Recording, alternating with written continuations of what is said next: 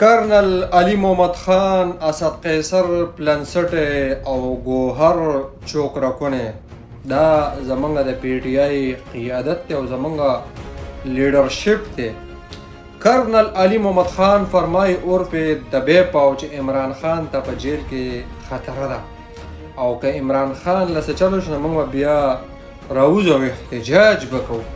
او دا هغه کرنل علي محمد خان دی چې دوی چې زه د انډیا په جنگ کې ما انډیا ته پرېږدی زه به په لال قلعه باندې د پاکستان جنډه ودروم.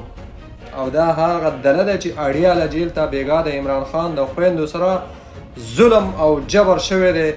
د سراړو د کور نه وتلی نه دی، دا د منګکوري په شانتې کته په سوړه کې ننوتی دی.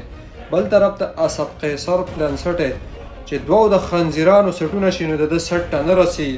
د عمران خان سره ټول عمر تېر کړ او د عمران خان په نوم باندې خلکو دله عزت ورکړی. بل طرف ته ګوهر چوکرکونه زمونږ ګلچاحت امیر صاحب چې نه تین دی او نه تېره دی چې کله دی د پارټۍ چیرمن جوړ شو نو موږ پرې ډېر خوشحاله شو. پارټي دې په شرمونو وشرموله. دا ګلچاحت دی، د ګلچاحت نه پکې هم غیرت نشي زویم چې د ګلچاحت لم دا پارټۍ دا چرمني ورکړې وه نو اوس پیسه نه څه کړي وو. خو دا دله د ده د پوزه د دلهګانو د داسې د تورې په شان تیره پوزه او د ایمان او د غیرت ټنګ پکې نشي او پښتانه په شرمونو وشرمول. لعنت دی په تاسو باندې.